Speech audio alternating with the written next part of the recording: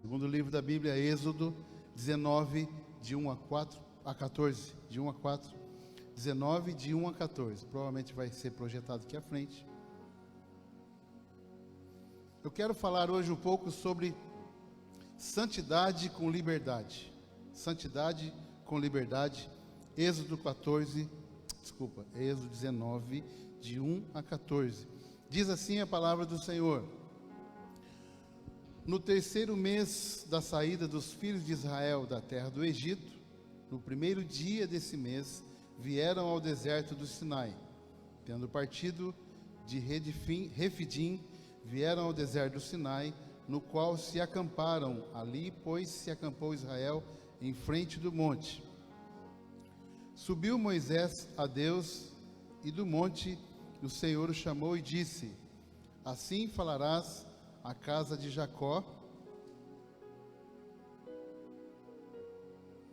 e anunciarás aos filhos de Israel: Tendes visto o que fiz aos egípcios, como os levei sobre asas de águia, e vos cheguei a mim.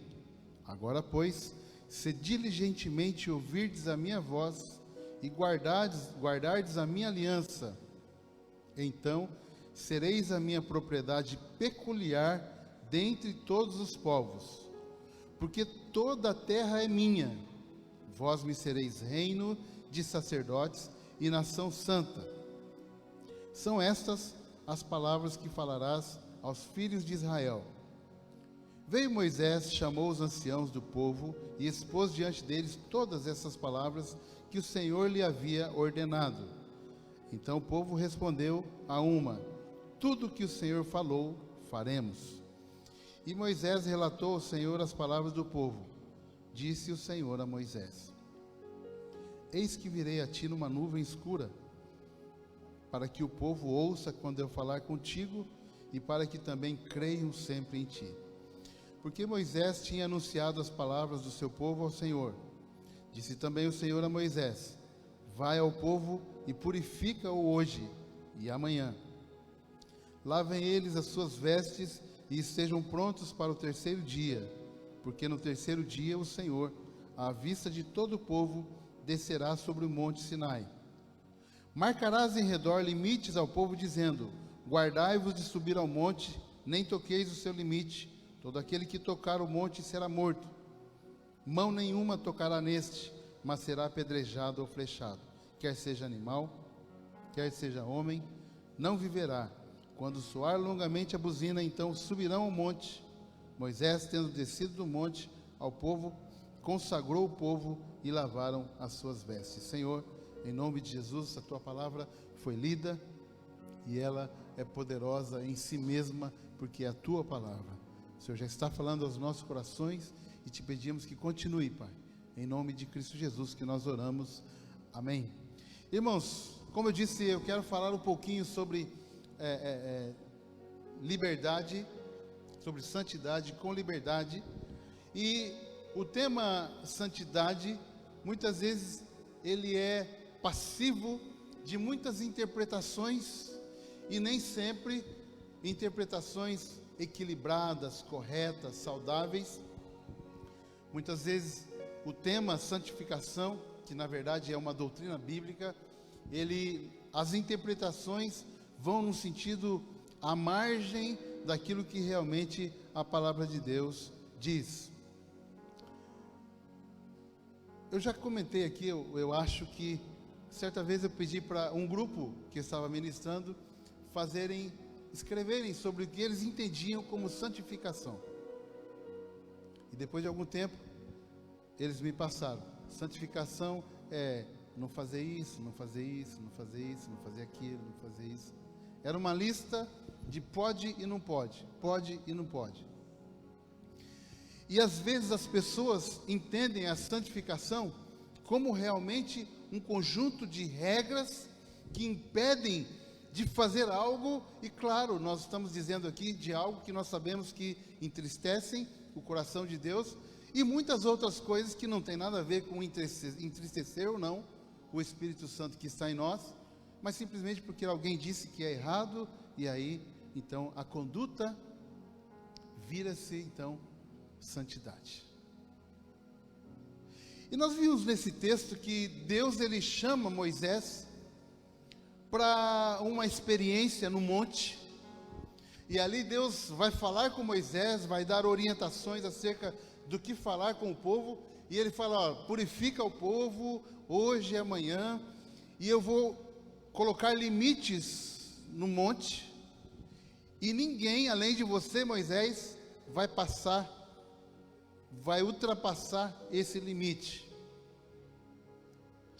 E às vezes nós temos um certo conflito com os limites que são estabelecidos, e é por isso que um dos escritores de Provérbios diz, olha, não vá além dos limites estabelecidos pelos seus pais, porque nós temos dificuldade, ou nós os quebramos, ou nós não os quebramos, mas se nos sentimos frustrados por não quebrá-los.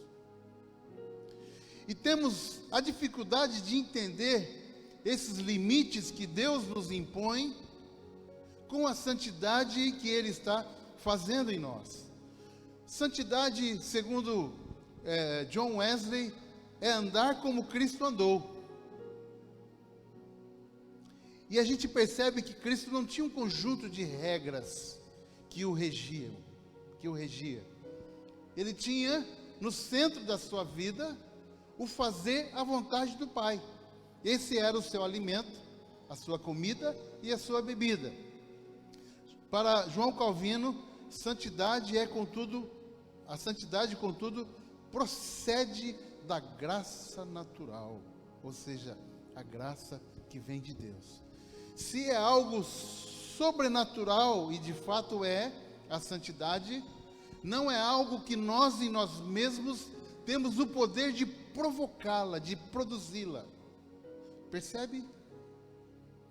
Uma vez que a santidade, ela vem de uma graça sobrenatural, logo nós não temos a capacidade, através do nosso fazer ou não fazer, de produzir a santidade. Às vezes parece que entra em choque com muitas coisas que nós temos pensado, entendido. Então o que é a santidade? Eu coloco uma definição aqui. Santidade é o processo de transformação pelo qual passa todo discípulo de Cristo. É esse processo que você e eu fomos inseridos por Deus. É um processo do qual nós sim fazemos parte, nós nos envolvemos com Ele, nós fazemos e não fazemos muitas vezes, mas o processo é um processo estabelecido por Deus e foi Ele quem nos inseriu. Liberdade é a capacidade e o poder que temos de fazer as nossas escolhas. Liberdade é a capacidade que você tem. A liberdade que você tem é de poder escolher, de poder decidir, entendendo, portanto, que essas escolhas redundarão em consequências. O Senhor nos chamou. O Senhor chamou cada um de nós para servirmos o seu reino, para fazermos parte do seu reino, para sermos um com Ele no seu reino. E nesse chamado Ele nos deu autoridade, mas Ele nos deu liberdade para fazer as nossas escolhas. E claro que, entendendo que somos filhos de Deus, discípulos de Cristo, nós vamos tomar as nossas escolhas, fazer as nossas escolhas como o Senhor Jesus fez. É por isso que eu disse que santidade é o processo de transformação pelo qual passa todo o discípulo de Cristo. Deus sempre separa as pessoas ou coisas que quer usar e impõe limites ao redor delas. É aí que nós entramos em conflito. Sabe por que Deus coloca limites para mim e para você? Porque Ele separou você e eu. Deus coloca limites na nossa vida porque Ele nos chamou e nos adotou e nos aceitou como filhos.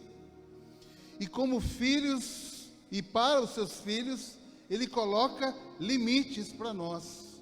Lá no versículo 12 de Êxodo 19, o texto que nós vemos diz assim: E tu, Moisés, fixarás os limites em torno do monte e instruirás o povo. Cuida de não subir ao monte e não toques sequer nos seus limites. todo aquele que tocar no monte será morto. O Monte Sinai foi um lugar onde Deus fez uma grande aliança com o povo de Israel. E essa aliança, ela teve e tem a sua continuidade através de Cristo nos alcançando. E quando Deus manda Moisés colocar limites no monte, ele estava dizendo assim: olha, o povo não pode passar, e não pode quebrar esse limite, porque eu coloquei, e eu coloquei por uma razão. Deus não faz nada sem propósito, Deus não faz nada sem que haja ali implícito um propósito, um objetivo sublime, santo, perfeito. Então nós olhamos o texto e achamos assim: Deus está apenas brincando de ser Deus e colocando limites, simplesmente para dizer que Ele tem esse poder e etc. Embora o texto que nós vemos e muitos outros do Antigo Testamento fala de limites, né? Nós podemos aplicar os princípios desses limites, desse texto, na santidade que o Senhor está fazendo em nós. O limite, ou os limites, são para nossa proteção. Presta atenção, jovens, adolescentes, que muitas vezes se sentem frustrados, porque entendem que há limites. Os limites são para nossa proteção e não para nossa prisão. Por que não se pode ultrapassar o limite de velocidade? Porque alguém a 150, 170, 200 por hora tem uma grande possibilidade de sofrer um acidente, morrer e matar outros. É o princípio da vida, é o princípio da segurança, é o princípio do cuidado com a própria vida e com a vida dos outros. Então, Deus, Ele impõe limites, não para que nós nos sintamos presos, mas para que nós nos sintamos protegidos pelo Senhor. O Salmo 34:7 diz assim: o anjo do Senhor acampa-se ao redor dos que o temem. O anjo do Senhor acampa ao redor, está significando que Ele é o limite. Nada pode chegar até nós, a não ser que o anjo do Senhor permita. Percebe? E eu tenho certeza que se eu perguntar para qualquer um de vocês assim: você quer realmente que o anjo do Senhor continue acampado ao seu redor? Você quer que eu peça para ele ir embora? Ou você mesmo pode pedir para ele ir embora? Alguém quer que o anjo do Senhor vá embora aí? Sai de perto de você? Não, ninguém quer. É o limite. Sabe por que você não quer? Porque você e eu somos inteligentes. Nós sabemos que isso é bom, que isso redunda em proteção, em livramento. Isso redunda na presença do Senhor em nós. Ou seja, o limite é bom.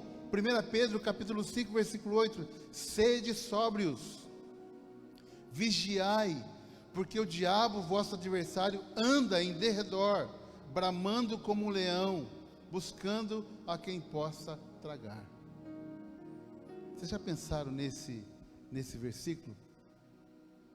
Existe aí um limite. Existe um limite. Vamos supor que você é essa mesa aqui. Onde é que o nosso inimigo está? Onde ele anda, o nosso adversário? Derredor, não é redor. Derredor. E por que não é redor? Porque o anjo do Senhor acampa ao redor.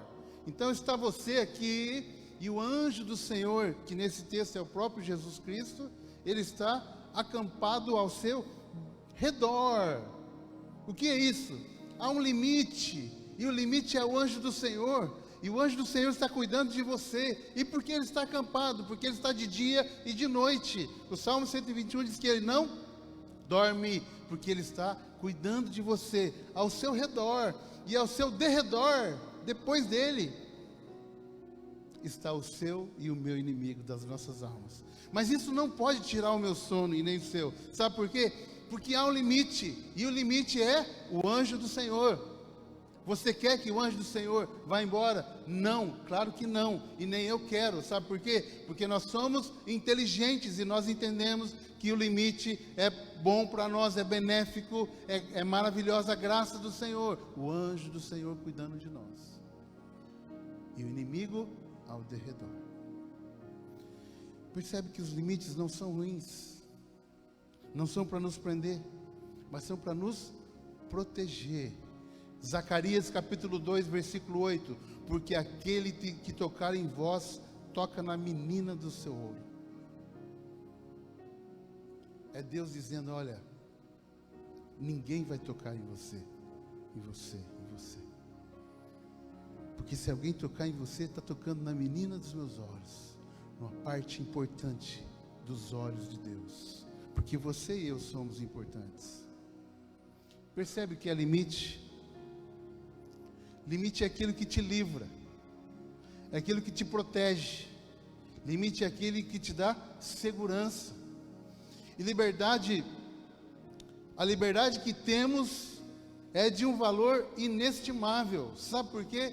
Nós já dissemos isso na ceia, porque ela custou sangue. Quanto custou para você a sua liberdade no Espírito? Nada, zero. Mas não é de graça, alguém pagou por isso. Alguém pagou.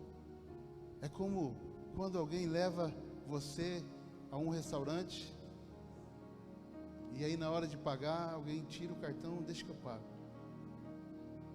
Você comeu, bebeu, se alegrou, gostou da comida, estava maravilhosa, e você não gastou um centavo. Mas não foi de graça, porque alguém pagou por isso. Mas esse exemplo, essa ilustração, está infinitamente aquém daquilo que Jesus fez por nós. Porque eu poderia até pagar a minha comida, mas eu não poderia pagar pela minha salvação. Você poderia pagar, talvez, por um restaurante muito caro, mas você não poderia pagar pela sua salvação, pela sua graça. Então, nós precisamos valorizar a nossa liberdade. É preciso entender que a liberdade que nós podemos usufruir como filhos de Deus, ela pode não ter nos custado nada, mas custou o preço de sangue, o sangue de Cristo derramado na cruz. Agora, como mordomos de Deus, fiéis, que você e eu somos, nós cuidamos dessa liberdade que nos foi conferida. Percebem a graça disso tudo? Percebem, eu não vou dizer o peso da responsabilidade, mas percebe quão sublime é essa responsabilidade que temos de cuidarmos da liberdade que nos foi concedida. O reino de Deus é extenso e temos toda a liberdade de caminhar por ele e de viver nele, mas temos um problema muito sério com os limites estabelecidos por Deus. Por que você acha que nós temos, eu estou dizendo nós, talvez você não tenha, mas eu acho que tem. Por que você acha que nós temos problemas sérios com os limites de Deus? Os limites que nos são estabelecidos. Por que será? Isso é um problema de foco. O nosso foco está em lugar errado. Focamos mais naquilo que pode nos fazer algum mal, e por isso nos foi proibido. Ou alguém disse que não é bom fazer, do que naquilo que podemos e que vai fazer bem a nós e aos outros. Em vez da gente focar naquilo que é maravilhoso, que é produtivo, que é saudável, como está lá em Filipenses 4:8, tudo que é puro, tudo que é reto, tudo que edifica, tudo que tem boa fama, nisso pensai. A orientação ali, o nosso foco é esse, mas nós deixamos de pensar, de focar nisso, e ficamos pensando naquilo que eu não posso fazer, que nós não podemos fazer. E nós não podemos fazer, não é porque Deus nos amarra com os braços para trás e diz, olha, você não vai fazer isso. Não, nós não podemos fazer porque nós sabemos que é ruim e o Senhor nos orientou a não fazer. Por exemplo, Adão e Eva. Por acaso eles foram presos por Deus para não comerem do fruto da árvore da vida? Era um problema de foco de Adão e Eva. Esse foi o problema deles. Por que eles tinham que comer do fruto da ciência do bem e do mal? Será que só tinha uma árvore naquele jardim? Não. O texto diz lá em Gênesis que de todas as árvores vocês podem comer. Ou seja, haviam muitas outras árvores. E mesmo que tivesse apenas uma a mais, mas não era só uma. Mas a árvore da ciência do bem e do mal vocês não vão comer, porque no dia em que dela comeres, vocês morrerão. Percebe o limite? Deus não está apenas impedindo de que eles comam para que, eu sou mais poderoso, forte, eu como eles. Não, eles são uma criancinha que não podem fazer. Não, há uma proteção, há um propósito, há um princípio estabelecido por Deus. E quando nós quebramos os princípios de reino de Deus, nós vamos ter consequências ruins. E Adão e Eva focaram na árvore da ciência do bem e do mal, que eles não poderiam comer, ao invés de focarem em todas as outras árvores. Muitas vezes é assim que nós fazemos. Em vez de colocar os nossos olhos, o nosso coração, naquilo que engrandece a Deus e nos edifica, nós começamos a olhar aquilo que a gente não pode fazer, porque nós vamos ter consequências ruins. Deus não nos impede de fazer nada, embora Ele tenha o poder de fazer isso. Nada. E acrescentou Deus: eis que vos dou todas as plantas que nascem por toda a terra e produzem sementes, dizendo a Adão e Eva, e todas as árvores que dão frutos com sementes, e esse será o vosso alimento. Gênesis 1:29. Todas as árvores. Gênesis 2:9. O Senhor Deus fez nascer do solo toda a espécie de árvores agradáveis. Olha aqui, presta atenção. Não eram frutos quaisquer, não. Não era uma árvorezinha qualquer. Eram árvores que chamavam atenção. E o Senhor fez nascer do solo toda a espécie de árvores agradáveis aos olhos e boa para alimento. E no meio desse jardim estava a árvore. Quantas? Uma. A árvore da vida e a árvore do conhecimento do bem e do mal. Aliás, duas árvores, mas é uma que não poderia comer. O homem era livre para comer, obrigado Felipe, de todas as árvores frutíferas do jardim, e apenas uma lhe era proibido, e assim acabou comendo e desobedecendo a Deus.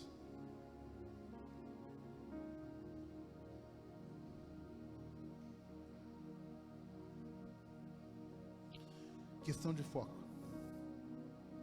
Talvez você tenha sofrido lutas constantes. Eu digo talvez, mas eu posso afirmar categoricamente, porque se você está em Cristo, você como discípulo de Cristo, você sofre perseguição de todas as formas, inclusive tentando fazer com que você caia em tentação. Pense que esta situação pela qual você está passando, ela é, nesse momento, ela é única e vale muito menos ou nada comparado com todo o reino que é teu, que é meu. Olha que maravilha! Você tem uma situação, um ponto que está martirizando você, a sua alma, o seu coração, atrapalhando você nos seus relacionamentos, na sua vida profissional, no seu bem-estar consigo mesmo. Mas isso é algo tão pequeno diante da grandeza, da abundante riqueza do reino que é teu, que é o reino de Deus. É teu e é meu, porque nós somos herdeiros de Deus e co-herdeiros de Cristo.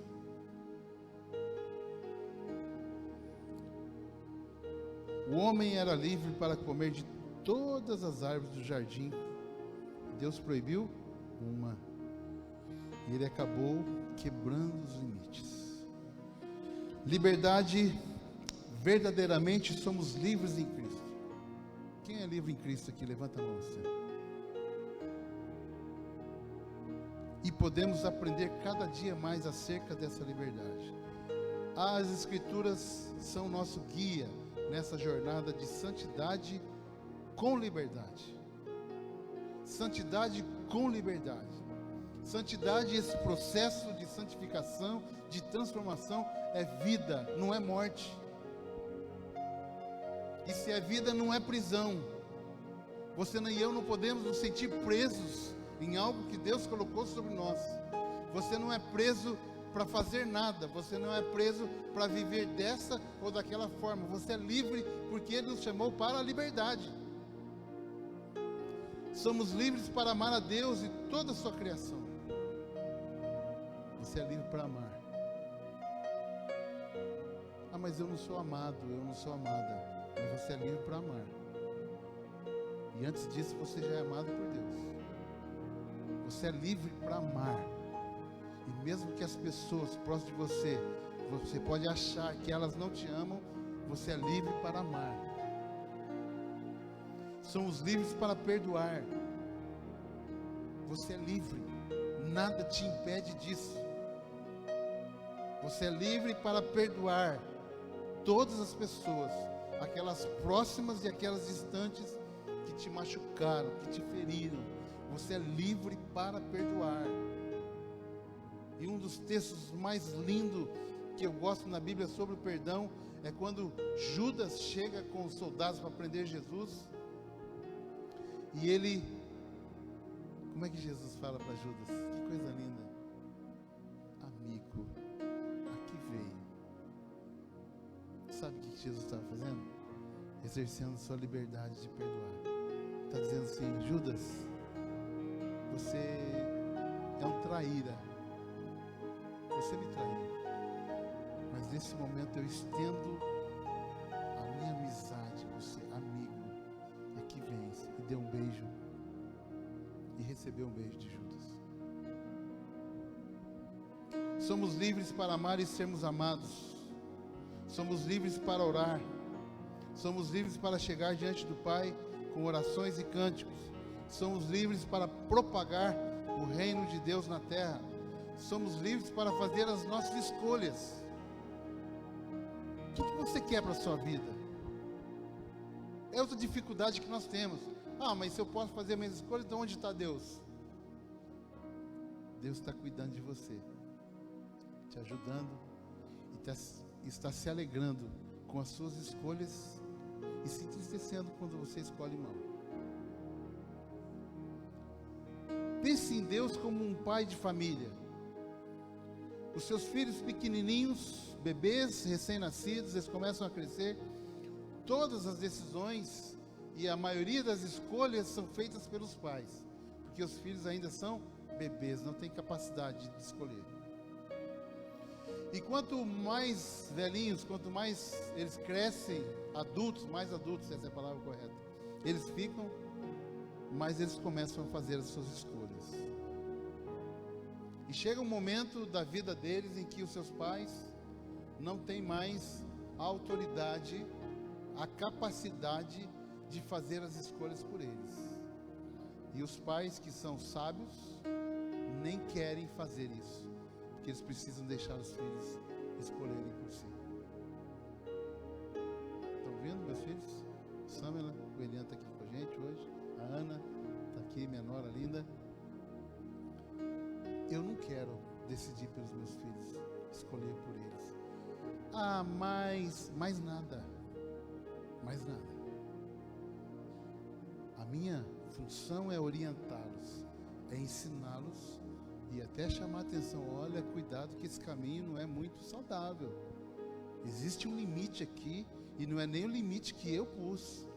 É o limite para o seu bem, para a sua proteção. E se você os quebrar, você sofrerá consequências. Não é que eu desejo, é o processo natural das leis estabelecidas por Deus. Mas às vezes a gente corre um risco sério, e agora pais aqui comigo, de bebês, né, Diego e Jaque, e eu e outros pais aí, de decidir quando os nossos filhos têm capacidade de decisão, de escolher. Nós queremos decidir no lugar deles, que é um erro. e nós não escolhermos, não decidirmos por eles, no momento em que eles não têm a capacidade de decisão. Há momentos, até uma certa idade, adolescência, por exemplo, eles ainda não são aptos para decidir tudo. Beleza, adolescentes? Lorena, Sofia, Lucas. A Cris já deu um cutucão no Lucas ali, né? Vadinho, os filhos aí. Adolescência não tem a capacidade de decidir tudo. E se você, como pai, deixá-los decidir, o erro é seu e não deles. Quando Deus chega em Adão e Eva e fala, ó, dessa árvore vocês não podem comer, porque vocês vão morrer, ó, eu estou querendo proteger vocês. É porque eles tinham decisão de poder de escolha. Eles poderiam escolher bem se eles quisessem. Os meus filhos todos já passaram da idade de eu decidir por eles. E eu não vou, e eu não quero decidir por eles. Pastor, mas você é pastor, eu sou pastor aqui de vocês todos. E se eles precisarem de mim como pastor, eles sabem que tem, mas sou pai.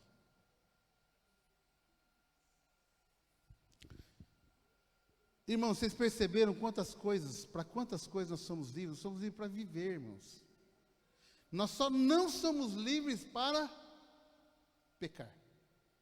Você não é livre para pecar. Para pecar, não. Porque o pecado vai te chatear, vai te ferir, vai te espezinhar. Romanos capítulo 6, versículo 6. Sabendo isto, que foi crucificado com ele o nosso velho homem, para que o corpo do pecado seja destruído, e não sirvamos mais o pecado como escravos.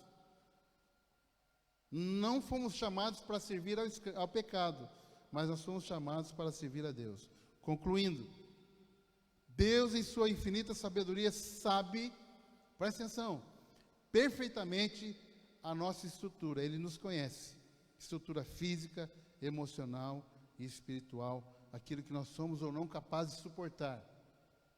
E Ele é o nosso socorro.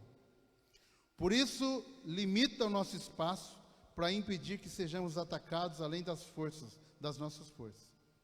Ser santo, irmãos e irmãs, e eu, inclusive, é viver de forma responsável e temente a Deus. Ser santo não está no tamanho do seu cabelo, nem no jeito da sua roupa, nem na sua pintura, nem nas joias, nem que você deixa de fazer o que você faz.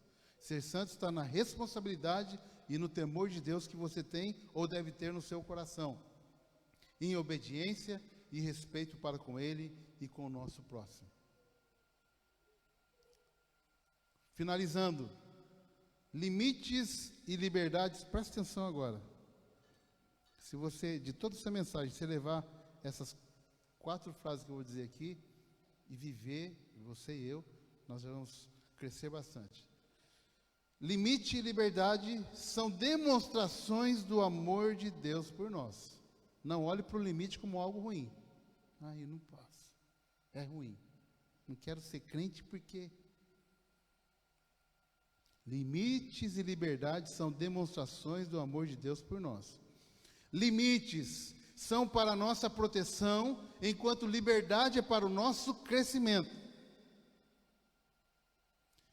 Limites são para nos fazer sentirmos seguros, enquanto liberdade é para nos alegrarmos junto do Pai.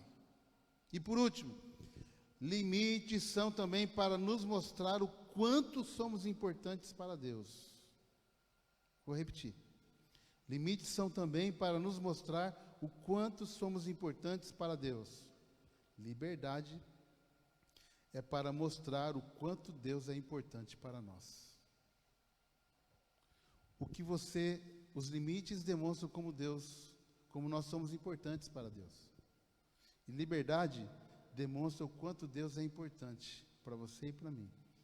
O que nós fazemos com a nossa liberdade, que custou o preço de sangue de Cristo na cruz, demonstra, fica claro o quanto Deus é importante para nós. Se nós usamos a nossa liberdade de uma forma leviana, irresponsável, sem temor de Deus, sem amor, sem estar debaixo da graça, do discernimento espiritual, nós estamos dizendo assim: Deus, Senhor não é tão importante assim para mim. Amém? Vamos colocar em pé?